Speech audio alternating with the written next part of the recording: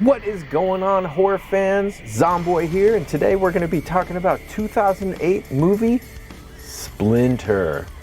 This movie was directed by Toby Wilkin. IMDb has this one rated as a 6.1. Letterboxd has this one as a 3.5.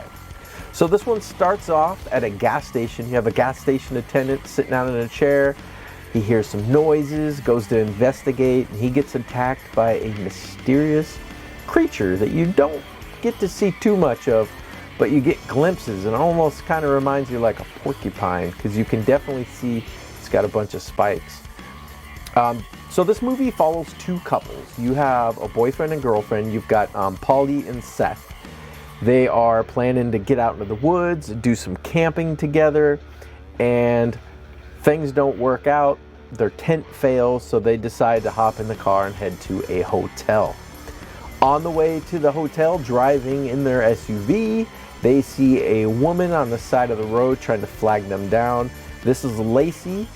That's the second couple. This is where they encounter Dennis and Lacey, who are two crooks running from the police. Pretty quickly you realize Dennis is running from the law. He's carrying a gun, and he's nothing but trouble.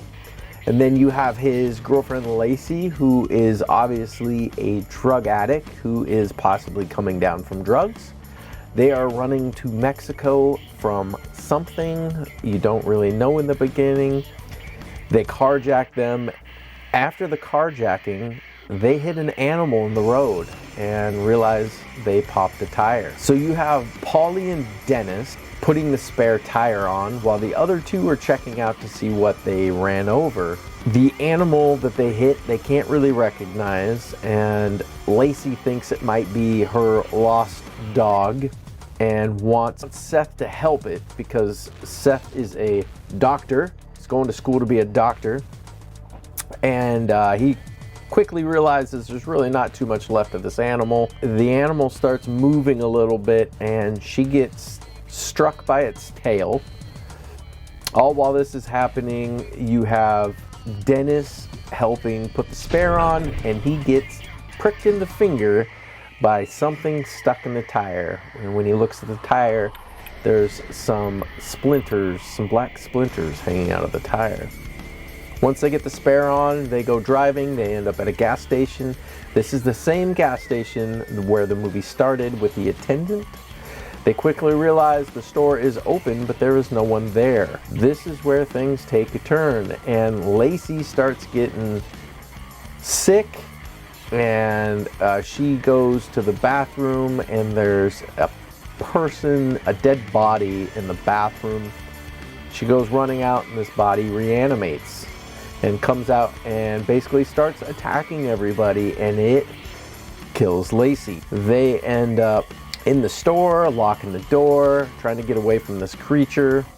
Reanimated body with a bunch of black splinters coming out of it. And they quickly realize Lacey starts to come back from the dead as well. She starts twitching, and of course, Dennis wants to go out and get her because she's okay. She's alive. Are you nuts? You can't open that door, okay? She's alive, look. I think we got her. And that's where they find out that she's not okay. And so the movie is a parasite movie where you've got this creature, which I think in the beginning it was some kind of animal, and if you get pricked by any of these splinters, it is in your body, and you start to slowly turn unless you die, and then I think you turn quickly.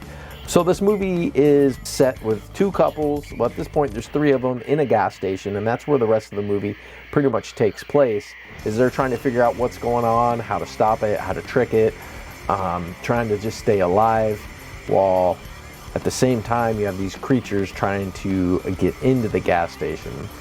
They realize that the creature, if it becomes separated at all, so at one point in this movie, one of them loses its hand, and its hand is its own entity.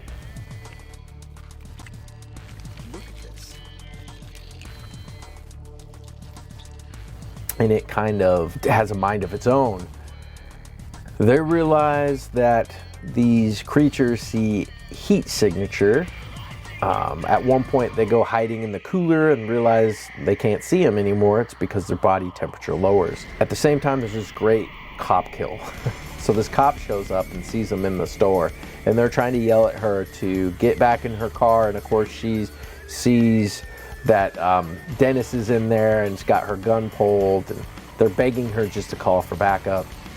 And of course, she doesn't know what's going on, so she's slowly calling for backup, and she gets attacked herself by one of these creatures, which this scene is fantastic because it basically lifts her up, and she gets split in half at the waist. And this is all practically done. I think the thing I like about this movie is it's mostly practical effects, and the practical effects are really well done. So she gets split in half, and then you can tell she's dead, and then her body actually starts to meld back together. And so she's got a cop car out there. She didn't actually end up being able to call for backup. And then you quickly realize that Dennis, his finger starts turning colors, and you can see he's got black colors going up his veins. That slowly later on starts going up into his wrist and then up into his arm, to the point where he can't control his arm anymore. It's like this Evil Dead, where his arm has its own mind. And so it starts off with his fingers starting to break themselves, and then eventually his arm starts breaking itself, and he's just dying. And so they have to sever his arm. This movie, the special effects are great. There's tons of gore. The acting's really good. So they sever his arm, and they figured the only way they're going to be able to get out of this is if they get to the police car to use the radio to call for help. Seth, being a doctor, he comes up with the idea of putting ice bags all over his body, and he thinks that if he lowers his body temperature to below ambient temperature, the creatures won't be able to see him, and he can basically walk right outside. So he spends all this time almost putting himself in hypothermia in the cooler, covering his body with ice, and he's got a temperature in his mouth so they can watch his temperature go down to where he finally feels comfortable. His body's below ambient temperature, and he slips outside. And this is some great tension in this part, because his body is slowly shutting down because it's so cold. He's trying to get to the car. He finally gets to the car and realizes there's no keys. He can't get anyone on the radio, but he finds a shotgun. The part where the tension gets good is his body temperature starts slowly coming back up to the point where the creature can see him. So now he's trapped in the car, and he's got a shotgun, and it's trying to break through the windows, and he's running out. And the last bit of this movie is Dennis, who's now missing an arm. His left arm's gone, and Seth has a shotgun, and he comes back in, and the creature comes in, and so now there's this battle. And Seth finally gives Dennis the shotgun, and this part's kind of goofy.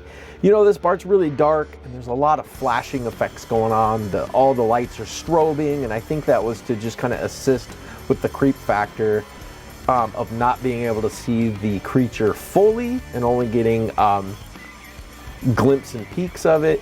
And it kind of made me laugh. I don't know if they've ever had a shotgun with a pistol grip on it, but you've got Dennis one-handed shooting a 12-gauge shotgun like a pistol. It's not flying out of his hand. There's not a ton of recoil, and he's cocking it like the Terminator. And it was a little goofy in the end. And he ends up sacrificing himself to save the couple. And they find out that the only way to kill these things is by fire. And so they burn the first one. And the second one, Dennis basically is collapsed on the ground, and he shoots the gas pump, which explodes the gas station, which he's in. So the other two escape, and The movie ends with Dennis had given the keys to Seth and Polly to a bank vault, I'm assuming full of money that was probably stolen, and they leave happily ever after until the end scene where you can see there's a dead animal on the side of the road with a bunch of slivers coming out of it. So it did not die. Well, there's another one. This movie was great. I'm not sure how I missed this one. I never really heard about it, but I was super glad to have watched it. I love practical effects. That's kind of my soft spot. This one was really well done. The acting was good. The writing was good. The practical effects were awesome. There was tons of gore, lots of blood. This is a great movie. You know, it's got its problems, but for the most part, it's very enjoyable. I highly recommend this one. You know, if you like a movie with good practical effects, you know, the one that kind of reminds me of this one a little bit was Feast, where it's got some really gory creatures killing people. This one's got kind of the same vibe, but this one's great because it starts off kind of slow, getting to know the first couple and the second couple. They each have their own story going until they intertwine, and it doesn't take too long for the action to really ramp up, and then it holds its tension pretty much from that point all the way to the very end, which, you know, I think for a horror movie, that's the point of the horror movies, to get people engaged in the movie and not want to pick up their cell phone. And that's kind of the thing for me when I see a movie and I kind of rate it at the end. I know if I'm watching a movie and I just kind of want to pick up my phone and start scrolling, I'm not enjoying that. This movie, I didn't have that at all. I was very engaged with the characters, what was going on. The monster was awesome. I wish I knew a little bit more about the monster, like where it came from, if it was an alien, if what it was. They really don't go into that at all. You know, it starts off just kind of introducing the people and the creature, but the creature design was awesome. I liked the Evil Dead style where the hand starts slowly rotting. They did it really well, so I highly recommend this one. If you haven't seen it, go watch it. I think you would enjoy it. And that's all I have to say about it. I appreciate watching this video. If you can, hit the like and subscribe button. This is a new channel, so that helps me out big time. And if you have any questions or a movie you'd like me to watch, put it in the comments down below. I'd love to hear it. I've seen a ton of movies, but let me tell you, when I scroll online, there's a lot I haven't seen. If I have access to a movie, I'll definitely watch it and rate it. So, appreciate watching. This is Zomboy, and you're watching Twisted Terrors. And I'll see you on the next one.